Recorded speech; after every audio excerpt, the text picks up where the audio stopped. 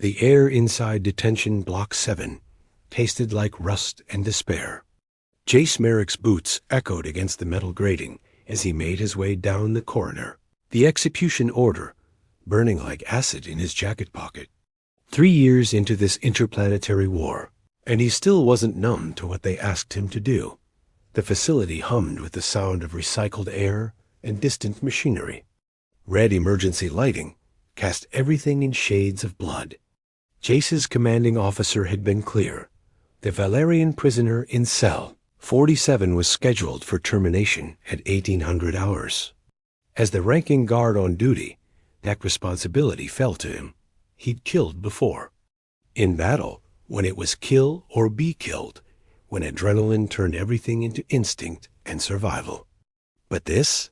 Walking up to a defenseless prisoner and putting a plasma bolt through their skull? That was something different.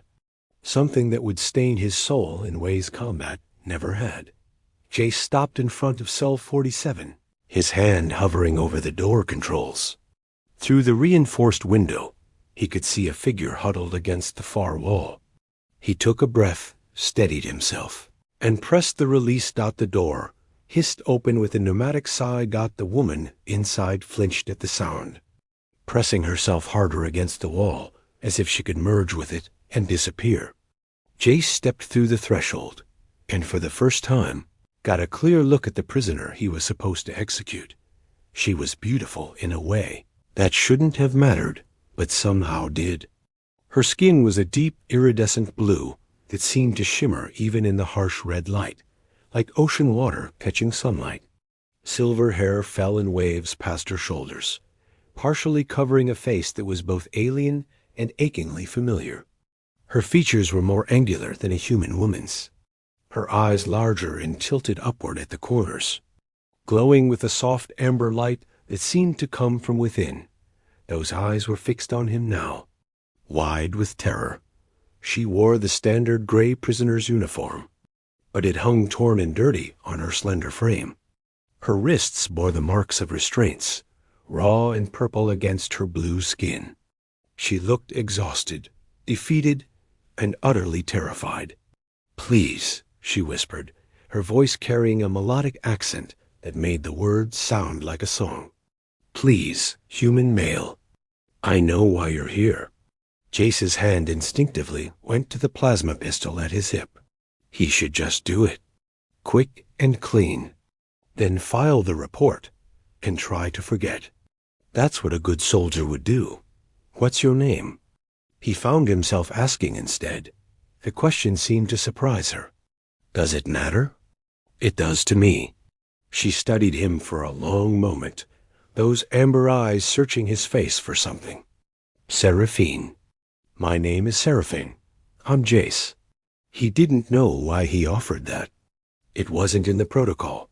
Seraphine pushed herself up from the floor, moving slowly as if afraid sudden movement might trigger violence. She was tall, nearly matching his height, with a graceful quality to her movements, despite her obvious exhaustion.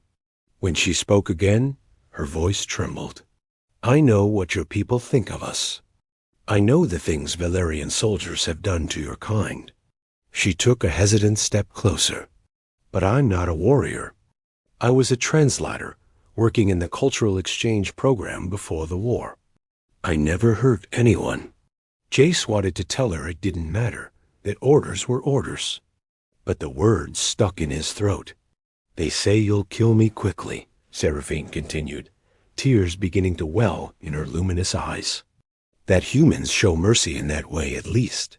She took another step, close enough now that he could smell her. Something like ozone in flowers, alien and intoxicating. "But there's another kind of mercy I would beg for." Her hands went to the torn collar of her uniform, fingers trembling. "My people, we have a saying. Life calls to life, even in darkness. If you must take my life, let me offer it in a way that creates rather than destroys." Jace's breath caught as understanding dawned. "What are you asking? You've seen our propaganda broadcasts?" Her cheeks darkened to a deeper blue. A blush, he realized. The ones your military uses to dehumanize us? Some of what they say is true. Valerian and human biology is ... compatible. The offspring of such unions are said to be extraordinary, strong, healthy, beautiful. She let her hands fall away from her collar, and Jace saw that she was shaking, not with desire or seduction, but with pure, desperate fear. "If you're going to take my life anyway," Seraphine whispered, "let something good come from it. Use my body. Create a child who might live in a better world than this one. It's the only mercy I have left to beg for." The words hit Jace like a physical blow. She thought he was going to rape her, that this was her best option. The realization made him sick. "No," he said, the word coming out harsh. Seraphine flinched, and he quickly raised his hands in a placating gesture. "No, I mean, that's not happening. None of it." Confusion replaced fear in her expression. "I don't understand." Neither did Jace, not really. He was already processing what this would cost him. His career, definitely. Possibly his freedom if they caught him. But as he looked at this terrified woman, offering her body as a last desperate bargain for some scrap of meaning in her death, he knew he couldn't go through with the execution order. "Turn around," he ordered, his voice gruff. Seraphine's confusion deepened, but she obeyed, turning to face the wall. Jace pulled out his combat knife and heard her breath hitch in fear.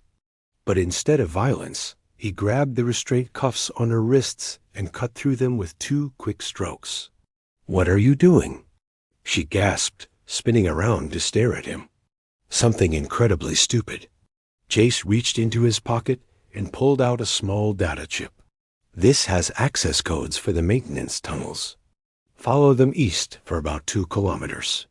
There's an old transit station that was abandoned when they built the new facility. You can hide there until you figure out your next move."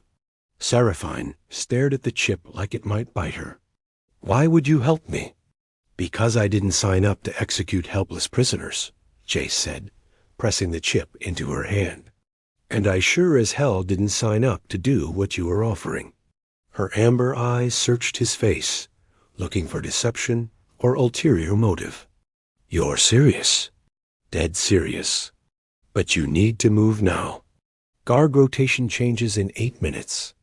Once they discover you're gone, this whole facility goes into lockdown."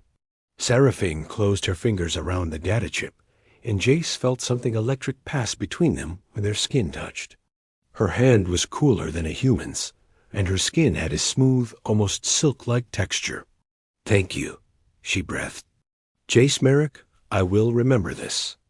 I swear it." "Just go," he urged, stepping aside to clear her path to the door. "And Seraphine? If we ever meet again, I hope it's under better circumstances." She moved toward the door with that liquid grace, but paused at the threshold to look back at him. "Among my people, a life debt is sacred. I owe you mine now. That's not something I take lightly." Then she was gone, disappearing into the red-lit corridor like a ghost. Jace stood alone in the empty cell, listening to the sound of his own heartbeat and wondering what the hell he'd just done. In less than an hour, they'd discover the prisoner missing. They'd review the security footage. They'd see him enter the cell.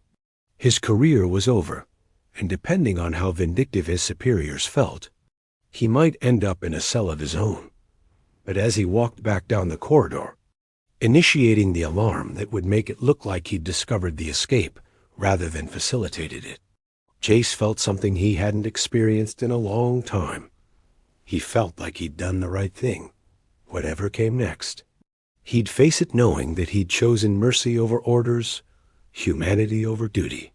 And somehow, he suspected this wasn't the last time he'd see those haunting hammer eyes. Jace had been court-martialed, stripped of his rank, and reassigned to perimeter patrol duty within 48 hours. It was a surprisingly light punishment, all things considered. His superior, Lieutenant Torres, had made it clear that the only reason Jace wasn't in a cell himself was because they couldn't afford to lose experienced soldiers during wartime. Instead, they'd made him the lowest of the low, a solitary patrol, grunt watching empty desert for threats that rarely came. He didn't mind. The isolation gave him time to think, and the long walks under alien skies offered a strange kind of peace.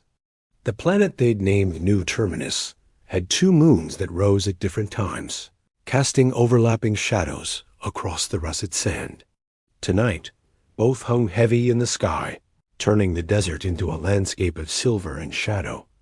Jace had been walking for 3 hours when he heard it, the soft scrape of movement behind a cluster of rocks. His hand went immediately to his rifle, muscle memory overriding conscious thought. He'd been expecting an attack since the escape. The official story was that Seraphine had somehow slipped her bonds, but everyone knew someone had helped her. There were rumors that Valerian resistance fighters were operating in the area, seeking revenge. "Show yourself," he called out. His voice steady despite his racing heart. A figure emerged from behind the rocks, hands raised. Even before the moonlight fully illuminated her features, Jace knew who it was. He'd spent the last 2 days trying not to think about her, failing miserably every time. Seraphine. Her name escaped his lips like a prayer. She looked different than she had in the cell. Someone had given her proper clothing, dark pants, and a fitted jacket that looked Valerian in design. Her silver hair was tied back, revealing the elegant line of her neck. But those amber eyes were the same, glowing softly in the darkness. "Hello, Jace Merrick," she said, lowering her hand slowly.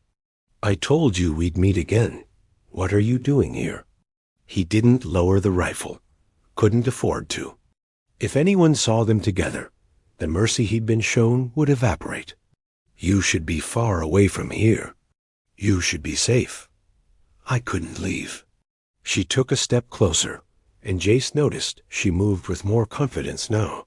The terrified prisoner replaced by someone who'd found her footing. "Not without repaying my debt. Not without warning you." "Warning me about what?"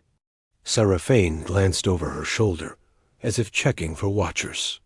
"There's an extremist faction among my people. They call themselves the Purifiers. They've been planning something terrible, and it's going to happen soon. Very soon."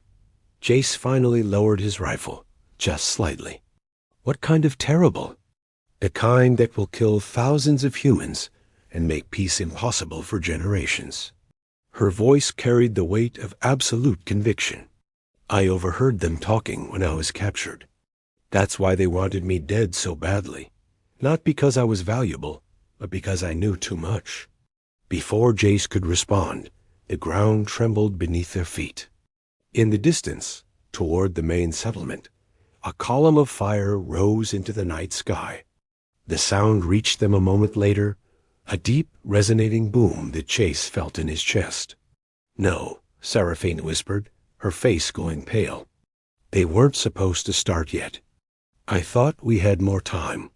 Another explosion lit up the horizon, then another. Jace's cum unit crackled to life with panicked voices calling for backup, reporting casualties, screaming for medics. The settlement was under attack. "We need to move," Jace said, grabbing Seraphine's arm. His tactical training kicked in, overriding everything else. "That's artillery fire, and we're exposed out here." "I know a place," Seraphine said quickly. "The old ruins, about 5 kilometers east. My people used them as shelter before the war. They're deep enough to protect us from bombardment, and the stone is dense enough to mask thermal signatures." Jace hesitated for only a heartbeat. His duty said he should head back to the settlement, help with whatever defense they could mount. But another explosion, closer this time, made the decision for him. Running toward a bombardment zone without backup was suicide, and he couldn't help anyone if he was dead. Lead the way. They ran across the desert, keeping low as aircraft screamed overhead. The twin moons provided enough light to navigate by, but also made them visible to anyone looking. Jace kept his rifle ready, scanning for threats, while Seraphine led them deeper into the wasteland. "I'm sorry," she said as they vaulted over a fallen rock formation. "I'm sorry I brought this to your doorstep." "You didn't plant those bombs," Jace replied, his breathing labored from the hard run. "And you tried to warn us." "That's more than most would do." They reached a canyon carved deep into the desert floor, its walls rising sharply on either side. Seraphine led them down a narrow path that switchbacked along the cliff face. Below, Jace could make out the shadows of ancient structures, buildings carved directly into the canyon walls, their surfaces covered in faded symbols and decorative patterns. "My people lived here centuries ago," Seraphine explained as they descended. "Before we developed space travel, before we even had modern technology. These ruins are sacred to us. The purifiers wouldn't dare bomb them, even in their fanaticism." The path opened onto a ledge where a large doorway had been carved into the rock. The entrance was partially collapsed, but there was enough space to slip through. Seraphine entered first, and Jace followed, his rifle light illuminating the interior. The chamber beyond was enormous. The ceiling soared overhead, supported by natural pillars of stone. The walls were covered in intricate carvings, figures that looked like early Valerians engaged in various activities. Hunting, farming, celebrating, living. "It's beautiful," Jace breathed, his voice echoing in the space. Seraphine touched one of the carvings with reverence. "My ancestors believed that history should be carved in stone so it could never be forgotten. Every important moment, every lesson learned, they recorded it here." She led him deeper into the complex, through narrower passages that opened into smaller chambers. Some contained the remains of old fires, others showed signs of more recent habitation, scratches on the walls, debris that looked only years old rather than centuries. "We used these during the resistance movements," Seraphine explained, noticing his attention. "When the old government tried to suppress regional cultures, my people hid here, protected the ancient ways. They finally stopped in a chamber that seemed more intact than the others. Stone benches lined the walls, and a natural spring bubbled up in one corner, creating a small pool before disappearing into channels carved in the floor. The air here was cool and fresh, carrying the scent of minerals and water. "We should be safe here," Seraphine said, setting down a small pack Jace hadn't noticed she was carrying. "At least for tonight." Jace set his rifle aside and pulled out his canteen, taking a long drink before offering it to Seraphine. She accepted with a grateful nod, and he watched her throat work as she drank. Even such a simple action seemed graceful when she did it. "Tell me about the purifiers," he said, settling onto one of the stone benches. "Everything you know." Seraphine sat across from him, close enough that their knees almost touched in the small space. "They started as a political movement about 50 years ago. They believed that Valerians were the superior species in the galaxy, and that we should dominate rather than cooperate with other races. Most people dismissed them as extremists. But they gained power," Jace guessed. "When humans arrived and started colonizing planets in our sector, the purifiers found their cause. They claimed you were invaders, that you'd eventually try to subjugate us." She looked down at her hands. "After the first battles, after both sides committed atrocities, more and more Valerians started listening to their message. And now they're bombing settlements. That's just the beginning." Seraphine's eyes met his, and Jace saw fear there. "They have something called the World Scar. It's based on ancient terraforming technology. They can alter a planet's atmosphere to make it lethal to humans while leaving Valerians unaffected." The implications hit Jace like a punch to the gut. "That's genocide." "Yes." Seraphine's voice was barely a whisper. "That's why I couldn't stay silent. I don't care what they do to me for betraying our people. I can't let that happen. I won't." Jace leaned forward, resting his elbows on his knees. Why? Why risk everything to help humans? We're your enemy. Seraphine was quiet for a long moment. When she finally spoke, her voice carried a weight of conviction that made Jace believe every word. Because when I was in that cell, terrified and alone, convinced I was going to die, you showed me mercy. You showed me that humans aren't the monsters the purifiers claim you are. She reached out and placed her hand over his, her cool blue fingers contrasting with his warm skin. You showed me that we're not so different, that we both value compassion and honor, and doing what's right, even when it's hard.